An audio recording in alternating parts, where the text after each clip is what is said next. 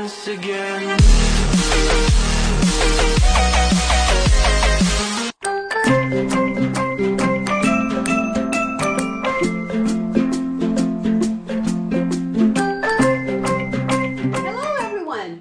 Mhelbeth's table once again.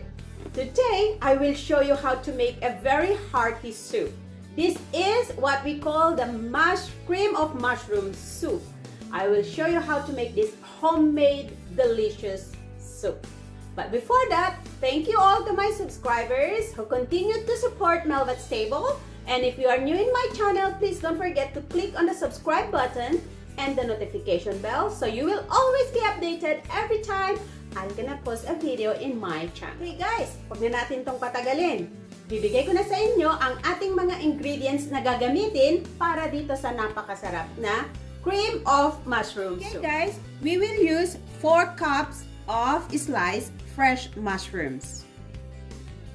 We will also use 4 cups of chicken broth, 1 big piece of yellow onion chopped, 1 stalk of chopped celery, 3 cloves minced garlic, 2 tablespoons fresh parsley, 1 teaspoon of dried thyme, 2 tablespoons of all-purpose flour, 1 tablespoon of butter, and also we will use pastry. We also need 1 cup of all-purpose cream and egg wash, that is egg yolk and cream. Guys, sa ating casserole, maglalagay tayo ng about 2 tablespoons of olive oil.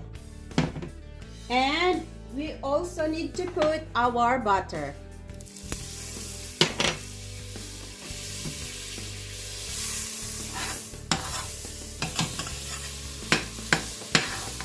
And our chopped onions.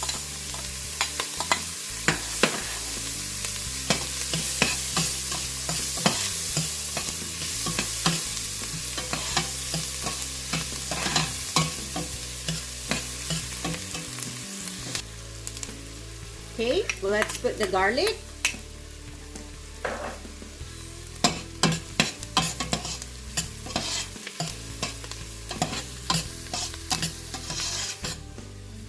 And then we will now put the sliced mushrooms.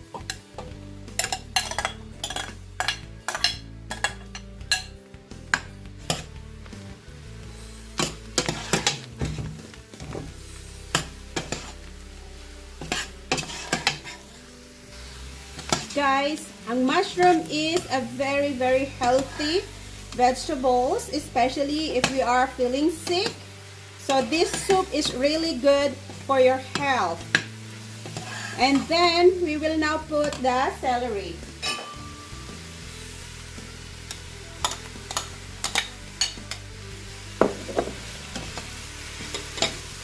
And let's add salt.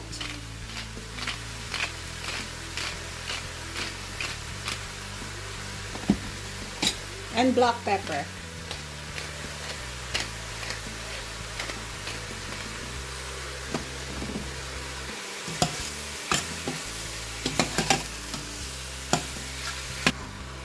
Let's just continue frying the mushroom until we can see some water coming out. And that's the time we will put the flour. So guys, we can see na nagtutubig na yung ating mushroom. So this is the time to put our all-purpose flour. Okay? So we'll just mix it.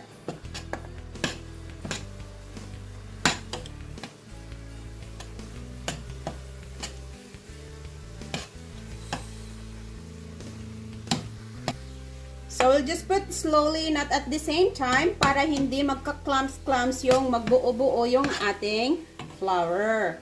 Right? So just keep on stirring. Okay, we can now put our parsley and dried thyme.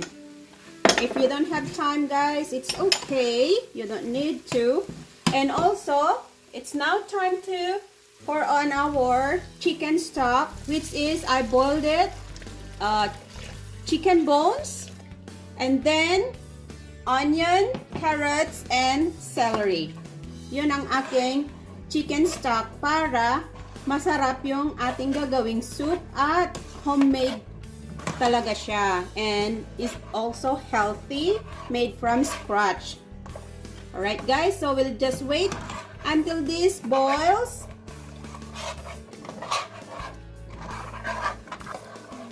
Okay guys, tatakpan natin yung ating pot hanggang sa kumulo. Okay guys, after about 25 to 30 minutes, nagiging sticky na yung ating soup. So, it's now time to put our cream. If you want, you can use milk instead of cream. It's up to you guys, but that's okay as well. So, let's boil this again, and you can just drink like this, right? It's up to you. But for me, because I want a cream of mushroom, I'll put some in the blender. So let's just wait until it boils for another minute. Okay guys, para naman maiba, maglalagay din tayo ng hindi na blender na mushroom soup. Okay?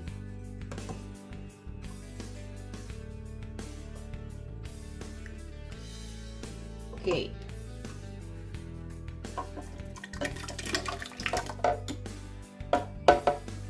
Para maging cream of mushroom siya, i-blend natin. Bubuksan natin ito para may singawan. Okay?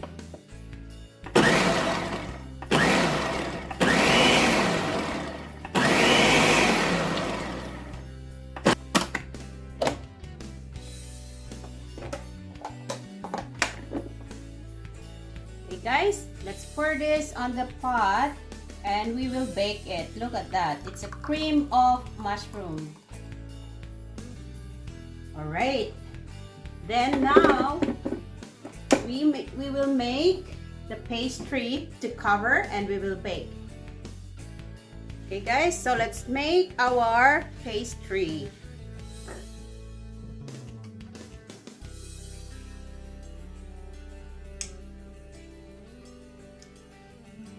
Ito guys, binili ko lang ito, yung nasa box siya na pastry. So, you can buy also that one, the frozen.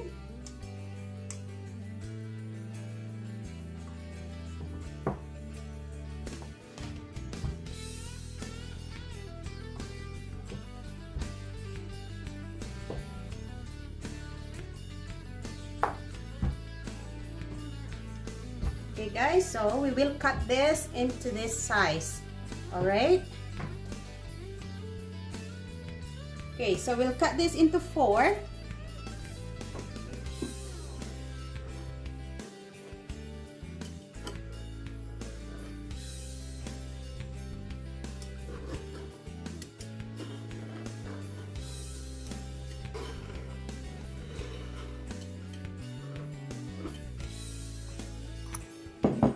Okay guys, ito na yung ating cream of mushroom. Lalagyan natin siya ng pampadikit para sa ating pastry cover.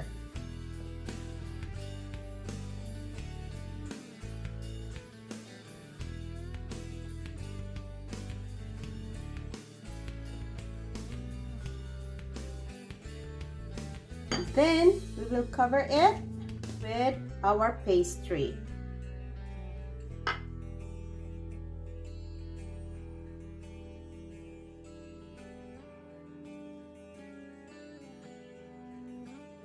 So we will put the egg wash and then we will put this into the oven for about 20 minutes with 410 degrees Fahrenheit.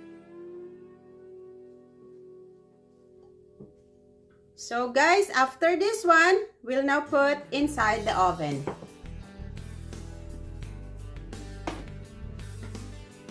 And we will bake this for 20 minutes. Okay guys, tapos na yung ating ginawang cream of mushroom with pastry. Look at this, so yummy. Alright. Okay guys, ito na yung ating finished product.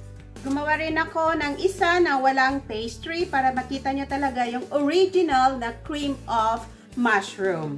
Alright, to all my subscribers, thank you so much. And of course, if you are new in my channel, please don't forget to click on the subscribe button and the notification bell so you will always be updated every time I post a video in my channel. Thank you so much at hanggang sa muli.